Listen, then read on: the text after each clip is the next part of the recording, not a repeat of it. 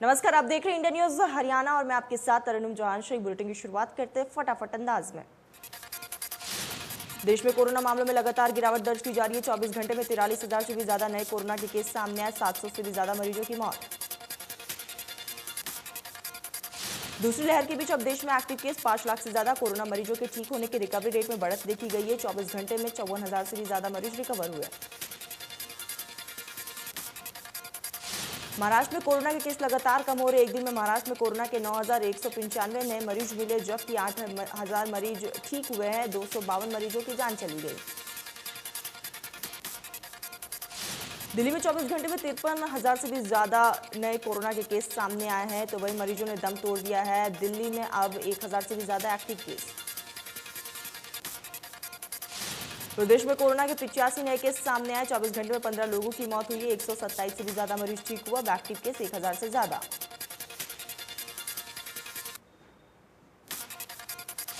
CM Manohar Lal ने गरीब परिवारों के आर्थिक उत्थान को लेकर सरकार के महत्वाकांक्षी मुख्यमंत्री अंत्योदय परिवार उत्थान योजना को लेकर प्रशासनिक सचिवों को 6 विभागों की एक संयुक्त टीम गठित करने का निर्देश दिया। कोविड-19 की संभावित तीसरी लहर से निपटने के लिए सीएम मनोहर लाल ने स्वास्थ्य अधिकारियों को राज्य में स्वास्थ्य बुनियादी ढांचे को सही करने के निर्देश दिए। चिकित्सा तैयारियों के संबंध में बैठक की अध्यक्षता की गई। मुख्यमंत्री ने कोविड से संबंधित सभी चिकित्सक उपचार संसाधनों जैसे वेंटिलेटर बेड, ऑक्सीजन नियुक्त बेड, आईसीयू बेड, सभी तमाम रेमडेसिविर इंजेक्शन, एम्फोटेरिसिन, टोसिलिजुमैब की जानकारी भी ली। मुख्यमंत्री कोविड-19 की स्वास्थ्य मंत्री अनिल विज भी बैठक में मौजूद रहे। मुख्यमंत्री ने अधिकारियों को निर्देश देते हुए कहा कि राज्य के लोगों को बेहतर स्वास्थ्य सेवाएं सुनिश्चित कराना सरकार की जिम्मेदारी।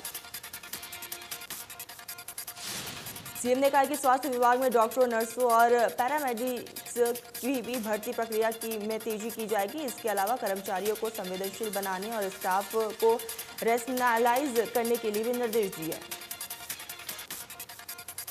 सीएम ने अधिकारियों को आईसीयू बेड, वेंटिलेटर बेड और ऑक्सीजन नियुक्त लेस बेड, आवश्यक दवाओं, नियोनेटल वेंटिलेटर और पीडियाट्रिक वेंटिलेटर की वर्तमान उपलब्धता की स्थिति की जांच करने के भी निर्देश दिए।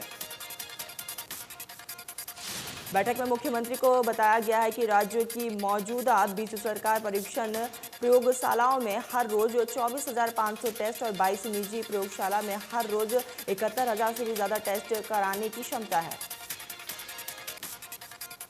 इस दौरान सीएम को जानकारी दी गई है कि अप्रैल 2021 में सेंट्रल सर्विलेंस की शुरुआत की गई थी, जिसके तहत 15 दिन में प्रत्येक सेंटिनल साइट से 15 नमूने जीनोम सीक्वेंसिंग के लिए भेजे गए।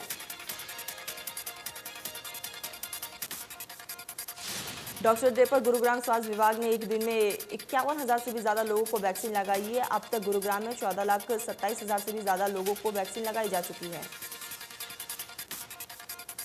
स्वास्थ्य विभाग का दावा है कि अब तक देश में सबसे ज्यादा वैक्सीन गुरुग्राम में लगाई गई है। इससे पहले भी 21 जून को 1 लाख से भी ज्यादा लोगों को वैक्सीन लगाई गई थी। दिल्ली में हरियाणा कांग्रेस प्रभारी विवेक बंसल ने हरियाणा कांग्रेस विधायकों की बैठक ली। बैठक में रघुवीर कादियान और आफ्ताब अहमद, गीता भुक्कल, राव दान सिंह समेत कांग्रेस के तमाम विधायक मौजूद रहे। बैठक में कांग्रेस में होने वाली संगठनात्मक नियुक्तियों पर चर्चा की गई। पंचायत चुनाव, जिला परिषद चुनाव, नगर निकाय चुनाव समेत कई मुद्दों पर भी मंथन किया गया। कांग्रेस की पूर्व मंत्री किरण चौधरी ने केंद्र और प्रदेश सरकार पर किसान आंदोलन, बिजली पानी की कमी के साथ महामारी और महंगाई समेत कई मुद्दों पर घेरा है। साथ ही काले धान की बढ़ोतरी पर भी चुटकी ली। किरण चौधरी ने कहा है कि कोरोना की दूसरी लहर में बहुत से लोगों की जान गई है। कई बच्चे अनाथ हो गए। स्वास्थ्य सेवाएं तो दूर, भिवानी में कोरोना से मरे लोगों के शव तक बदल दिए गए। किरण चौधरी ने कहा है कि गंगा किनारे कोरोना से मरे लोगों के शव मिलने से देश शर्मसार हुआ है। देश के हालात इतने खराब होने पर भी सरकार सुप्रीम कोर्ट के आदेश के बाद भी मृतकों के परिजनों को आर्थिक मदद देने को तैयार नहीं। किरण चौधरी ने किसान आंदोलन को लेकर कहा है कि सरकार इस आंदोलन को एक वर्ग विशेष बता रही है और लोगों को बांटना चाहती है। सरकार को लोकतांत्रिक के नाते कृषि कानून को रद्द करना चाहिए। स्विस बैंक में जमा काले धन में बढ़ोतरी पर उन्होंने चुटकी ली और कहा है कि अब की बार बीजेपी का नया जुमला लोगों के खाते में 15-15 नहीं 20-20 लाख रुपए जमा कराने का होगा। कृषि मंत्री नरेंद्र सिंह तोमर ने कृषि कानूनों को लेकर कहा है कि देश के अधिकांश क्षेत्र यूनियन और किसान कृषि कानूनों के समर्थन में है। जिन लोगों को आपत्ति है उनसे सरकार ने कई दौर की बात भी की है। कृषि मंत्री नरेंद्र सिंह तोमर ने कहा है कि हमारे आंदोलनकारी किसान यूनियन के लोगों को कहा गया है कि कानूनों को रद्द करने के अलावा सरकार किसी भी प्रस्ताव पर चर्चा करने के लिए तैयार है। किसान नेता राकेश टिकैत ने सरकार पर आरोप लगाया है कि सरकार आंदोलन को दबाना चाहती है। उन्होंने कहा है कि बंदूक पुलिस फोर्स के दम पर आंदोलन को दबाने की कोशिश की जा रही है। राकेश टिकैत ने कहा कि सरकार जितनी चाहे कोशिश कर ले, जो चाहे हथकंडे अपना ले, किसान पीछे नहीं हटेगा। यूपीए सरकार में कृषि मंत्री रहे शरद पवार ने कृषि कानूनों को लेकर बड़ा बयान दिया। उन्होंने कहा है कि विवादास्पद कृषि कानूनों को पूरी तरह खारिज कर देने से बेहतर उस भाग में संशोधन करना चाहिए जिससे किसानों को दिक्कत है। उन्होंने कहा है कि महाराष्ट्र सरकार के मंत्रियों का एक समूह केंद्र से पारित कृषि कानूनों के अलग अलग पहलुओं का अध्ययन कर रहा है। इस कानून से संबंधित सभी पक्षों के विचार करने के बाद ही इसे विधानसभा के पटल पर लाया जाएगा। टिकरी बॉर्डर पर किसान आंदोलन में शामिल 2 किसानों की हार्ट अटैक से मौत हो गई है। दोनों ही किसान पंजाब के करनाल जिले के रहने वाले बताए जा रहे हैं।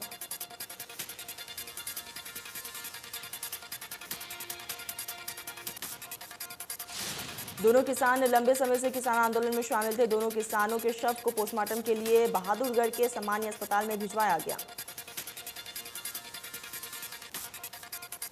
3 कृषि कानूनों को रद्द करवाने और एमएसपी की मांग को लेकर किसान 7 महीने से दिल्ली की सीमाओं पर आंदोलन कर रहे हैं। अलग अलग बॉर्डर पर किसान आंदोलन में शामिल अब तक 500 से ज्यादा किसानों की मौत हो गई।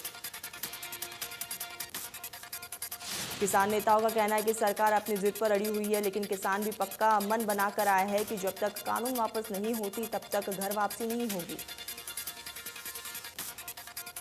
हरियाणा के गृह मंत्री अनिल विज का कहना है कि अब किसान हिंसक होता जा रहा है और महात्मा गांधी के देश में हिंसक आंदोलन नहीं चल सकते। विज ने कहा है कि ये हर जगह हिंसात्मक होते जा रहे हैं, जो ठीक नहीं है। आंदोलन को सफल बनाना और आंदोलन के नेताओं का काम होता है, लेकिन अब ये अपनी जान बचाने के लिए अन्य मुद्दों में टांग अड़ाने लगे हैं, क्योंकि जिस मुद्दे के लिए ये इकट्ठा हुए थे उसमें फेल हो चुके हैं।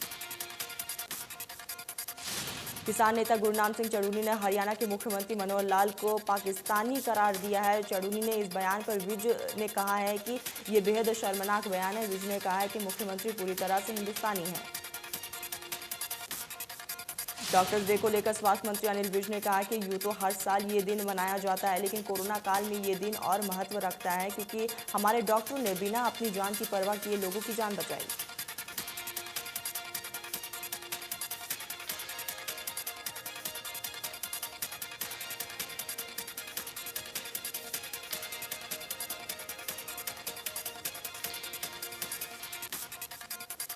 पूर्व मुख्यमंत्री और इंडियन नेशनल लोकदल के राष्ट्रीय अध्यक्ष ओम प्रकाश चौटाला 2 जुलाई को अपनी रिहाई के लिए तिहाड़ जेल में पहुंचेंगे। रिहाई की कागजी कार्रवाई पूरी करने के बाद अपने आवास जाएंगे। रिहाई के दौरान करण चौटाला उनके साथ रहेंगे। तिहाड़ जेल में रिहाई के बाद इनेलो सुप्रीमो गुरुग्राम अपने आवास के लिए रवाना होंगे। पार्टी कार्यकर्ता भी ओपी चौटाला के स्वागत करने के लिए दिल्ली गुरुग्राम बॉर्डर पर पहुंचेंगे। इनेलो के प्रदेश अध्यक्ष नफीस सिंह राठी ने बताया है कि पूरे हरियाणा के सभी वर्ग के लोग इनेलो सुप्रीमो की रिहाई का इंतजार कर रहे। 2013 के बाद पहला ऐसा मौका होगा जब हरियाणा की राजनीति में एक नया युग की शुरुआत होगी। सोनीपत में बासमती धान छोड़कर कपास और बाकी फसल उगाने वाले किसानों के लिए मौजूदा खरीफ सीजन में मेरा पानी मेरी विरासत योजना के तहत पंजीकरण करवाना मुश्किल हो गया है। पोर्टल पर उन किसानों पर पंजीकरण नहीं हो पा रहा है जिस किसानों ने पिछले साल मेरी फसल मेरी ब्यूरो पोर्टल पर अपनी धान की फसल का पंजीकरण नहीं करवाया था। बड़ी संख्या में किसान मेरा पानी मेरी विरासत योजना के तहत लाभ पाने की से वंचित हो गए हैं, तो कृषि विभाग के भी लक्ष्य को प्राप्त करने की टेंशन बढ़ गई है। कुरुक्षेत्र सांसद नायाब सैनी ने कहा है कि ओपी चौटाला के सक्रिय राजनीति में आने से कोई फर्क नहीं पड़ेगा। चौटाला सरकार के कार्यकाल को देख जनता के रोंगटे खड़े हो जाते हैं।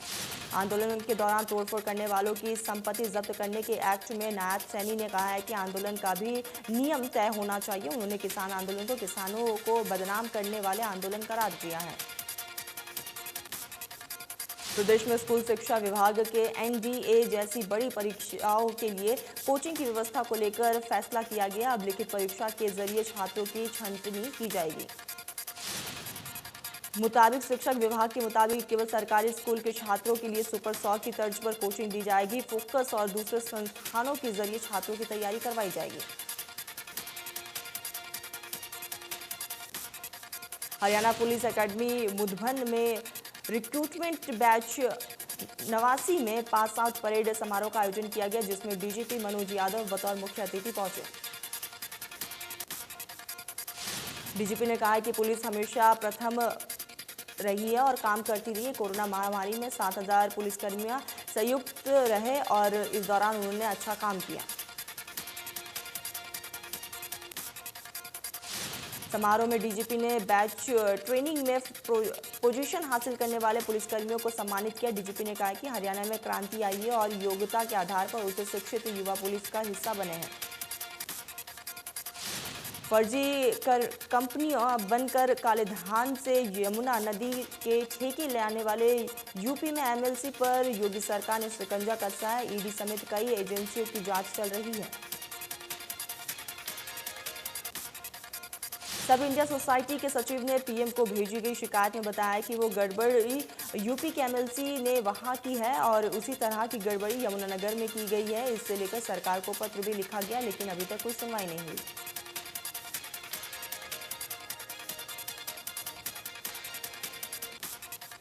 सोनीपत के नागरिक हॉस्पिटल में अब दांतों के लिए भी ओपीडी शुरू कर दी गई है। कोरोना की दूसरी लहर में सुधार होने के बाद दांतों की ओपीडी में लोगों की संख्या लगातार बढ़ती रही है। नागरिक हॉस्पिटल में दांत ओपीडी स्टार्ट होने के बाद 25 से ज्यादा मरीज रोजाना पहुंच रहे हैं और हर मरीज का इलाज शुरू करने के लिए पहले कोविड टेस्ट अनिवार्य किया गया है।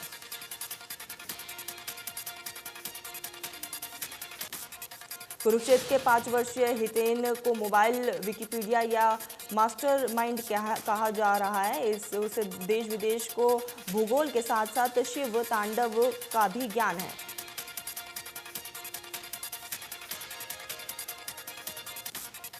हितेन के माता पिता का कहना है कि हितेन बचपन से ही मेधावी है और उसे जो भी याद करवाओ वो भूलता नहीं है। हांसी में पानी के टैंक में डूबने से 2 भाइयों की मौत हो गई है। दोनों भाई पानी लेने गए थे। अचानक से एक भाई टैंक में गिर गया, जिसको बचाने के लिए दूसरा भाई भी डूबने में चला गया। पानीपत पुलिस और CWU की टीम ने बिहार के बुधबनी पुण्य जनपद में 5 नाबालिग बच्चों को बरामद किया। बच्चों की तस्करी कर पानीपत के रास्ते लुधियाना ले जाया जा रहा था। चाइल्ड हेल्पलाइन टीम और CWC की टीम ने सूचना के आधार पर एक बस पकड़ी है, जिसके बाद टीम ने बच्चों को बरामद किया और यात्रियों को जाने दिया है। फिलहाल लगातार कार्रवाई की जा रही है। CWUC टीम ने बताया कि बचपन बचाओ आंदोलन संस्थान से इनपुट मिला था और उसके बाद ये कार्रवाई की गई। गुरुग्राम के मानेसर सेक्टर 11 में शराब कारोबारी गुरबीर पर एक शख्स ने ताबड़तोड़ फायरिंग कर दी। फायरिंग के दौरान ठेके पर बैठे शराब कारोबारी जान बचाते सीसीटीवी में कैद हो गए। वारदात में शामिल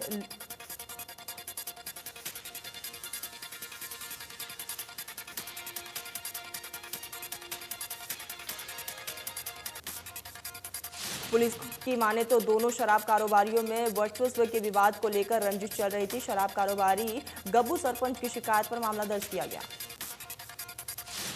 चंडीगढ़ में ट्रांसपोर्ट चौक पर कार और लोडिंग ऑटो के बीच जबरदस्त टक्कर हो गई, जिसमें ऑटो में सवार एक व्यक्ति की मौके पर ही मौत हो गई। हादसा उस वक्त हुआ जब लोडिंग ऑटो मंडी से सब्जियां लोड कर बापू धाम के रास्ते होते हुए ट्रांसपोर्टर जीराकपुर जा रहा था। करनाल पुलिस की सीआईए शाखा ने 3 लुटेरों को गिरफ्तार किया। तीनों पर 15 लाख रुपए के गहने लूटने का आरोप है। करनाल के कट्टाबाग गांव के पास पिछले दिनों सराफा कारोबारी से 20 तोले सोने और 3 किलो के करीब चांदी लूट ली थी। पुलिस के मुताबिक जेवर बाप बेटे से लूट की वारदात को अंजाम दिया गया था, जो गांव-गांव जाकर फेरी का काम करते थे। 3 में से 2 आरोपी करनाल के गांव के रहने वाले हैं, जबकि एक आरोपी गुरुग्राम का रहने वाला है। पुलिस ने तीनों आरोपियों को पुलिस रिमांड पर ले लिया है और लगातार उनसे पूछताछ की जा रही है। रोहतक झज्जर सीमा पर असांडा गांव के पास सर्विस सेंटर चलाने वाले युवक की गोली मारकर हत्या कर दी गई। कार में सवार होकर आए 3 हमलावरों ने वारदात को अंजाम दिया। बाकी हमलावर कार में बैठे ही थे। हत्या की वारदात सर्विस सेंटर स्टेशन पर लगे सीसीटीवी कैमरे में कैद हो चुकी है। घटना की सूचना पर पुलिस मौके पर पहुंची और आगे की तफ्तीश शुरू की। मृतक के भाई का आरोप है कि चुनावी रंजिश के चलते आसोदा गांव के रहने वाले व्यक्ति और उसके बेटे ने युवक पर हमला किया। जिंद के बड़ा बीड़ वन में सिंचाई विभाग के बेलदार राधेश्याम का शव पेड़ से लटका हुआ मिला। महेंद्रगढ़ में किराना व्यापारी से मांगी गई 50 लाख रुपए की फिरौती मामले में पुलिस ने आरोपी को गिरफ्तार किया।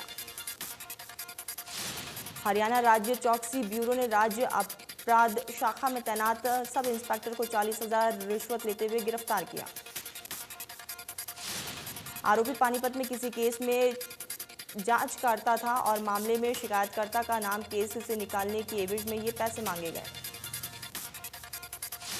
कुरुक्षेत्र में एक ही रात में 3 अलग अलग हत्याओं से दहशत फैल गया है। आमनी गांव में खेत के बाड़े में सोए व्यक्ति पर तेजधार हथियार से हमला कर दिया गया। फिलहाल पुलिस मामले की तफ्तीश में जुटी। जिंद के शर्मा नगर में एक शख्स ने अपने दोस्त के साथ मिलकर मां की हत्या कर दी। हत्या को खुदकुशी में बदलने के लिए आरोपी ने शव को फंदे से लटका दिया। बताया जा रहा है कि बहन के बदले अपनी शादी न कराने के चलते शख्स अपनी मां से नाराज था। पुलिस ने गामरा के शमशान से महिला के अवशेष बरामद किए। पलवल के उटवाड़ थाना क्षेत्र में पारिवारिक कलह के चलते शादीशुदा महिला ने खुदकुशी कर ली। पुलिस के मुताबिक नूह के लफुरी गांव के मुबारक ने शिकायत दर्ज कराई है। आरोपी की मुबरीना ने ससुराल वाले पिछले 2-3 साल से परेशान कर रहे थे। अहमदाबाद रेलवे पुलिस ने टोहाना इलाके में छापेमारी कर 4 लुटेरों को गिरफ्तार किया। टोहाना पुलिस के साथ मिलकर अहमदाबाद रेलवे पुलिस ने 4 लुटेरों को गिरफ्तार किया।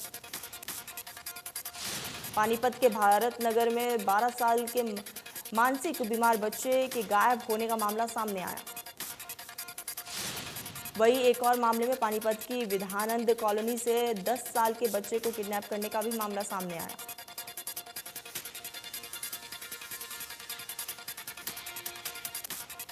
डॉक्टर्स डे के मौके पर प्रधानमंत्री नरेंद्र मोदी ने देश भर के डॉक्टरों को संबोधित किया। पीएम ने कहा है कि कोरोना के दौरान डॉक्टरों ने जिस तरह से देश सेवा की है, अपने आप में एक प्रेरणा है। पीएम मोदी ने कहा है कि 130 करोड़ भारतीयों की ओर से सभी डॉक्टरों का आभार व्यक्त करता हूं। पीएम ने कहा है कि जब देश कोविड के खिलाफ लड़ाई लड़ रहा है, डॉक्टरों ने लाखों लोगों की जान बचाई। पीएम ने कहा है कि कई डॉक्टरों ने अपना अथक प्रयासों में अपना बलिदान भी दिया है। मैं उन सभी आत्माओं को श्रद्धांजलि अर्पित करता हूँ। पीएम ने डॉक्टरों को भरोसा दिलाते हुए कहा है कि सरकार ने पिछले दिनों डॉक्टर्स के खिलाफ हिंसा रोकने के लिए कई कानून बनाए हैं। डॉक्टर्स अपनी भूमिका को और सक्रिय में निभाएं। केंद्र सरकार की डिजिटल इंडिया योजना को 6 साल पूरे हो गए। इस मौके पर प्रधानमंत्री नरेंद्र मोदी ने इस योजना के लाभार्थियों से सीधा संवाद किया।